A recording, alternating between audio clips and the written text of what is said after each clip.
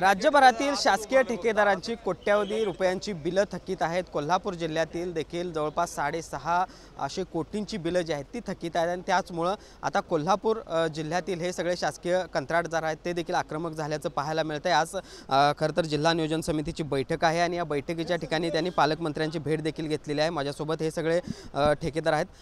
काय सांगाल, किती रुपयांची बिलं सध्या थकलेत, काय नेमकी परिस्थिती आहे? आता फक्त जिल्ह्याचा जर विचार केला तर जिल्ह्यामध्ये 630 कोटी रुपयाची बिलं आमची थकीत आहेत। त्यामुळे आम्ही सर्व जिल्ह्यातील कॉन्ट्रॅक्टर पूर्ण रस्त्यावर आलेलो आहे। बँकांनी देखील कर्ज द्यायची बंद केलेले आहेत, सगळ्यांचे अकाउंट NPA झालेले आहेत। त्यामुळे आम्ही ह्यानंतर 14 फेब्रुवारीपासून पूर्ण महाराष्ट्रामध्ये रस्त्याचे कामं बंद करण्याचं आंदोलन करणार आहे। त्यामुळे आमचे कामगार व म्हणजे लाखो कामगार आहेत त्यांच्यावर भूकमार उपासमार येण्याची शक्यता आहे। रस्त्याची कामं करणारे तुम्ही सगळे कॉन्ट्रॅक्टर आहात, काय नेमकी आत्ता सध्याची परिस्थिती आहे, काय दिसते? नाही, सध्याची परिस्थिती म्हणजे आम्ही कामं केलेली आहेत, स्वतःचे पैसे लावून बँकांचे कर्ज घेऊन आम्ही कामं केलेली आहेत। कामं सुस्थितीत आणणार आहे, लोकांना त्रास होणार नाही अशा पद्धतीने आम्ही दक्षता घेणार आहे आणि त्यानंतर आम्ही काम बंद करणार आहे।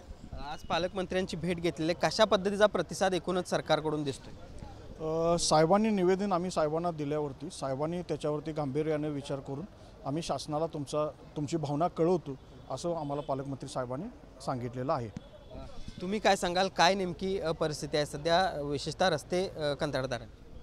रस्ते कंत्राटदाराची आता सध्याची परिस्थिती म्हटली तर बाप भीक मागू देत नाही आणि आई पोटाला देत नाही अशी परिस्थिती आज कंत्राटदारांची झालेली आहे।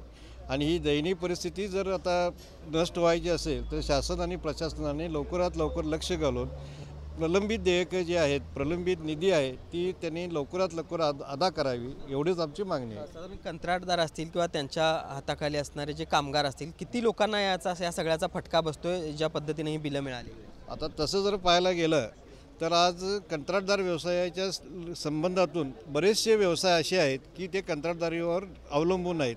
म्हणजे लाखो कामगार तरी ह्याच्यासाठी उपासमारीची पाळी तर आलेलीच आहे। त्याबरोबर डिझेल पंपवाले असतील, स्पेअर पार्ट दुकानदार असतील, क्रशरवाले असतील, क्रशरशी निगडीत इतर व्यवसाय असतील, म्हणजे प्रत्येक व्यवसायाची हा धंदा निगडीत असल्याकारणानं प्रत्येक व्यवसायावर ह्या धंद्याचा नक्कीच परिणाम होणार आहे। खरं तर निवडणुकीच्या काळात ज्या काही लोकप्रिय घोषणा केल्या गेल्या त्याचा हा परिणाम दिसतोय का, विशेषतः लाडकी बहीण? आता हे शासनाची अंतर्गत बाब आहे, आपण त्यात बोलण्यापेक्षा ज्या शासनाने आम्हाला कामं जाहीर करून नारळ फोडून निवडणुका जिंकल्या, निवडून आले, त्यांनी आमच्याकडे पहिला बघावं। बहिणींना देण्यामधलं आमचं काही ना नाही, फक्त पहिला यो भाऊ कंत्राट भाऊ मारायला आहे, ICUमध्ये आहे, त्याला अडचण वाढलेली आहे, त्याला पहिला जरा सलांमध्ये थेंब सोडून जगवा आणि मग बाकी दुनियाला तुम्ही जगवलं तर आमचं काही ना नाही, कारण पैसा आमचाच आहे। ते काय शासन म्हणजे काय छापून कुठं आणत नाही टांगसाळ, आम्ही टॅक्स भरतो त्याच आहे। आता जर तुम्ही आम्हाला पैसे दिले आम्ही टॅक्स भरू शकत नाही, काटा खाली येणार, टॅक्सच भरला पैसे नाही तर आमच्याकडे कुठलं देणार आम्ही? त्यामुळं कर वसुलीसुद्धा कमी होऊ शकते। त्यामुळे शासनानं आम्हाला द्यायची ह्या खिशातनं त्या खिशातनं काढून घ्यायचं अशी योजना आहे। त्यामुळं आम्हाला शासनानं पैसे द्यावं आणि देऊन हे कामं जे आल्या त्यांना जे आनंद मिळाला पाहिजे ते मिळेल आम्हाला पैसे दिल्यावर, नाहीतर मग एकदा सुरुवात झाली तरी येण्याचा पाडा होईल। पण याच जिल्ह्यातील एक मंत्री आहेत, त्यांनी काही दिवसापूर्वी वक्तव्य केलं की एक वेळ आम्ही विकास कामाला कात्री लावू, विकास कामं थांबवू, मात्र लाडकी बहिणीचे किंवा ज्या अशा लोकप्रिय योजना आहेत त्या बंद करणार नाही। हे कसं आहे, बोलणं सोपं आहे, म्हणजे जेव्हा कृतीत आणाय तेव्हा काय काय अडचण ते बाकी लोक त्यांना सांगतील। आता बोलणं सोपं आहे, त्यांनी बोलतील, पण जे बाकीचं वातावरण प्रेमाशीच काय सांगतोय त्याप्रमाणे वागायला लागेल। आंदोलन कशा स्वरूपाचं असणार आहे? 14 तारखेला आपण गव्हर्नमेंटला आता 14 दिवस मुदत आहे, त्यात त्यांनी जितकी मुवमेंट फास्ट घेतील त्याप्रमाणे आंदोलनाची तीव्रता कमी किंवा जास्त होईल। कारण जर त्यांनी जर सिरियस घेतलं नाही तर आंदोलन अजून तीव्र होईल आणि पूर्ण आता राज्यभर आपले मोठे मोठे हे सडक ते सडक मोठे मोठे रस्ते चालू आहेत। आता शक्तिपीठाचा विषय चालू आहे, ते सगळी कामांना हळूहळू आम्ही थांबवता येईल तसं आमच्या पद्धतीनं थांबवत जाऊ। त्याचा परिणाम पूर्ण गव्हर्नमेंटवर होईल आणि त्या भविष्यात निवडणुकीवर पण होईल। त्यामुळे सरकारनं एक नाक दाबलं तर कुठं तोंड उघडते सरकारला माहीत आहे। त्यामुळे कॉन्ट्रॅक्टरला काळाची गरज बघून पैसे देणं आणि सिस्टीम रन करणं, कारण आम्ही सिस्टीमचा पार्ट आहे। आमच्याकडे पैसे आले तर आम्ही घरात एपडी पावती करत नाही, ते खाली डंपरवाला, डिझेलवाला, खेडीवाला सर्वसामान्य अगदी सगळ्यात लहान माणूस जगतो। त्यामुळे गव्हर्नमेंटनं आमच्याकडे बघितलं म्हणजे सगळ्यांच्याकडे बघितलं प्रकार आहे आणि त्याचं वातावरणात त्यांना लाभ होऊ शकतो। त्याने आम्हाला पैसे दिल्यानंतर, नाही दिल्यानंतर नुकसान होऊ शकते।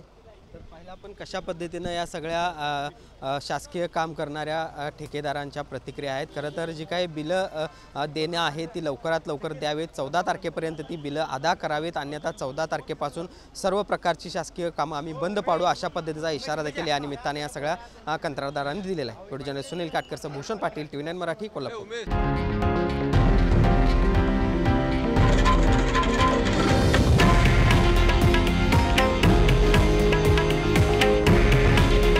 हे आहे देशातील नंबर 1 न्यूज नेटवर्क आणि आपण पाहत आहात TV9 मराठी.